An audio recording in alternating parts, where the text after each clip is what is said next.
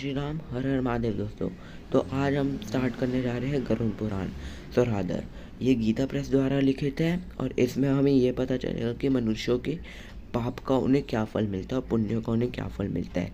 और इसमें हम ये भी जानेंगे कि बहुत से मनुष्य इसे क्यों मना करते हैं कि ये नहीं पढ़नी चाहिए। तो चलिए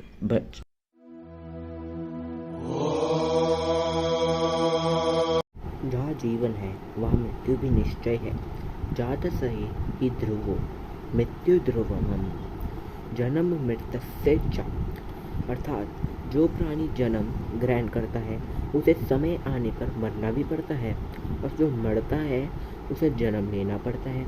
पुनर्जन्म का यह सिद्धांत सनातन धर्म की अपनी विशेषता है। जीवन की परिसमाप्ति मृत्यु से होती है। इस ध्रुव सत्य को सभी ने स्वीकार किया है और यह प्रत्यक्ष भी दिखाई पड़ता है। इसलिए काल मृत्यु से एकांत मनुष्य की रक्षा करने में औषध, तत्पश्चार्य, दान और माता पिता एवं बंधु बांधव आदि कोई भी समर्थ नहीं है। नौषधम न तपोदानम न पाता न चा बांधवा शक्युनिव्यन्ति प्रतिनातुम नरम कालेन पिंडिनम।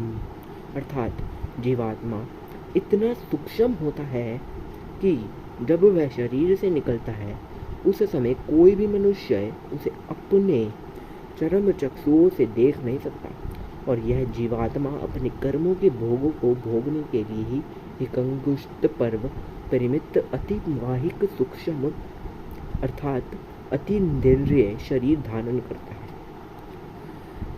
जो माता पिता के शुक्र शौर्य द्वारा बनने वाला शरीर भिन्न होता है। इस अतीन्द्रिय शरीर ही जीवात्मा अपने द्वारा किए हुए धर्म और अधर्म के परिणाम स्वरूप सुख दुख भोगते हैं तथा इसके सूक्ष्म शरीर पाप करने वाले मनुष्य यम मार्ग की यातनाएं भोगते हैं और यमराज के पास पहुंचते हैं। अब जो यम मार्ग की यातना है इससे ही हम मनुष्य है वो सीधा नर्क में जाते हैं। लेकिन इसका एक अपोजिट भी है ध्यान रखिए।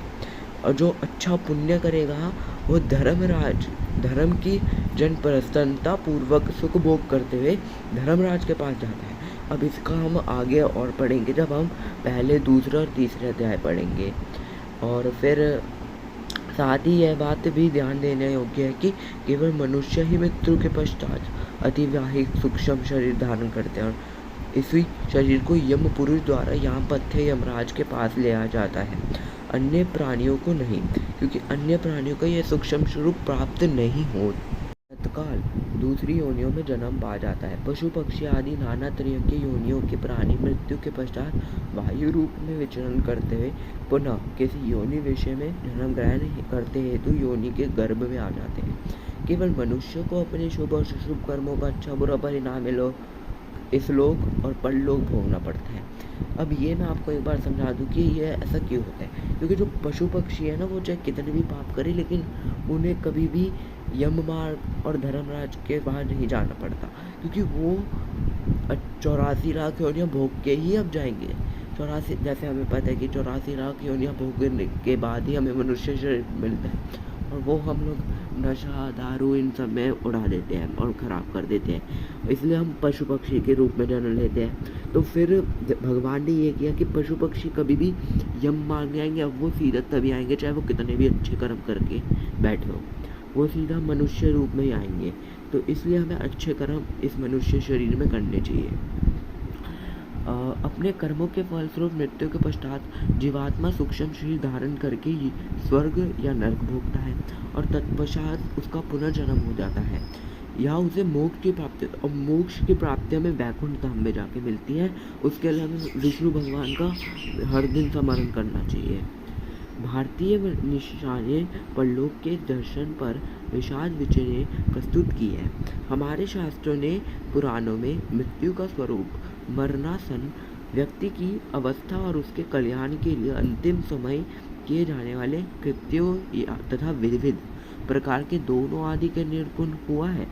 साथ ही मृत्यु के बाद के औदर दैहिक संस्कार, पिंडदान, तर्पण, श्राद्ध, एकादशा, सपीडीकरण, अशोचनिर्यात, कर्म विपाक, पापों के प्रायश्चित का विधान आदि वर्णित है। इनमें नरक को यम मार्ग तथा यम मार्ग में पड़ने वाली वैतरणी नदी, यमसभा और चित्रगुप्त आदि के भवनाओं को स्वरूप का भी परिचय दिया गया है।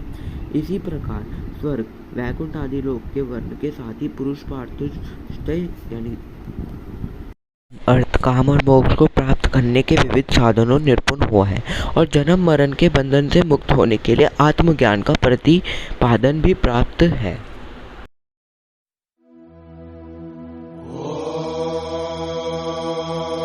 सारे यानी कि संपूर्ण विषयों का एक सुंदर शास्त्रोक्त संकल्प प्रस्तुत ग्रंथ गरुड़ पुराण सौराधर में उपलब्ध है।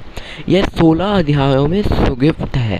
प्राय श्राद्ध आदि पितरों का अर्थ तथा अशोच अवस्थानों में परंपरा से इसको सुनाया जाता है और सामान्य लोग प्राय इसे ही गरुड़ पुराण रूप में जानते हैं, परंतु वास्तव में यह ग्रंथ मूल ग्रंथ भिन्न है। प्राचीन काल में राजस्थान के विद्वान पंडित नौनी धीरेन्द्र शर्मा जी के द्वारा किया गया यह एक महत्वपूर्ण संकल्प है। इसमें श्रीमद् दादिशंकराचार्य के विवेक चूड़ामणि, भगवत गीता, नैतिक शतक, विराज शतक एवं अन्य पुराणों के साथ गरुड़ पुराण के श्लोकों को भी संग्रह है। कुछ लोगों में यह मान्यता धारणा बनी है कि इस गरुड़ पुराण सौराधर को घर में नहीं रखना चाहिए, केवल श्राद्ध आदि प्रेतों कर्मों के ही इसकी कथा सुनते हैं। यह धारण अत्यंत ब्राह्मण के और अंधविश्वास युक्त है। कारण इस ग्रंथ की महिमा ही यह बताने लिखी है कि जो मनुष्य इस गरुड़ पुराण सौराधर को सुनता है, चाहे जैसे भी इसका पाठ करता है, वे यमराज की भयंकर यातनाओं को तोड़कर निश्चय पाप होकर स्वर्ग प्राप्त करता है। यह ग्रंथ बड़ा ही पवित्र पुण्यदायक है तथा सभी पापों का विनाशक है।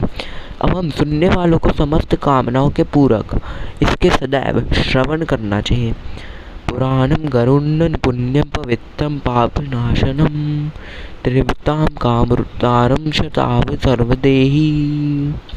गरुड़ पुराण सौराधर श्रवण रूपी यह औद्यार्धिक कृत्य पितरोक्त मुक्ति प्रदान करने वाला, पुत्र विषय के अभिशाला को पूर्ण करने वाला तथा इस लोक और परलोक सुख प्रदान करने वाला। अर्थात कि जो भी इस गरुड़ पुराण को पढ़ेगा, मैं आपको एक बार छोटा सा बता दूं, वह हमेशा स्वर्ग प्राप्त करेगा। इसका रीज़न ये है कि जो इसको पढ़ने को तो ये पता चल जाएगा कि पाप क्या है, पुण्य क्या है, उसकी सजा क्या है, तो इसलिए मनुष्य कभी वो पाप करेगा ही नहीं और इससे वह स्वर्ग या वैकुंठ की प्राप्ति करेगा, मोक्ष पाएगा या स्वर्ग जाएगा। इसलिए हमें गरुड़ पुराण तो अवश्य पढ़नी चाहिए। अब मेरे को नहीं पता कि रखनी चाहिए ना रखनी चाहिए, वह आपकी सोच है, लेकिन पढ़नी आपको एक बार ज़रूर चाहिए। या फिर बहुत से हमारे YouTube में आती है वीडियो, जैसे मैं भी डाल रहा हूँ ये पूरी, तो इसमें आप देखिए, पूरी समझिए, उन पापों को ध्यान में रखते हुए कभी भी वह पाप ना करिए और इसको पढ़ने से आपका धर्म, अर्थ, काम और मोक्ष तीनों, मतलब ये चारों में ही आपको सही मायने में शिक्षा मिलेगी।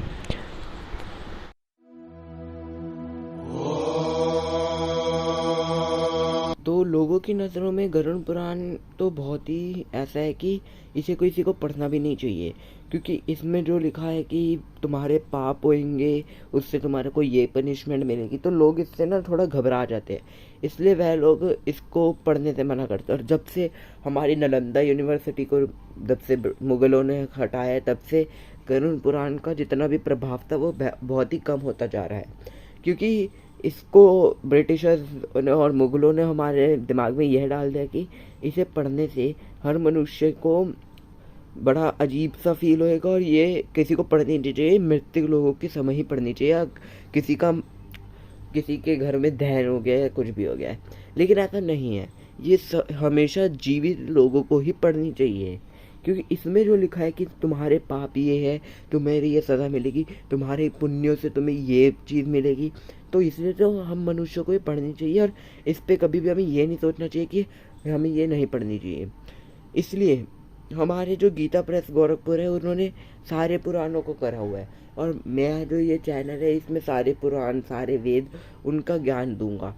और गरुड़ पुराण मैंने सबसे पहले इसलिए चुना है क्योंकि यही हमें पाप और पुण्य बताएगी, यही हमारी गलतियाँ हमें सुधारेगी, और ये हमें ये बताते कि अगर तुम्हें मनुष्य शरीर मिला है तो उस पर अमल कैसे करें और मोक्ष की प्राप्ति कैसे करें। तो अब आगे बढ़ते हैं, और अगला वीडियो में मतलब मैं आपको विषय बताऊंगा और पहला अध्याय भी शुरू करेंगे। तो धन्यवाद। जय श्री राम, हर हर महादेव, राधे राधे।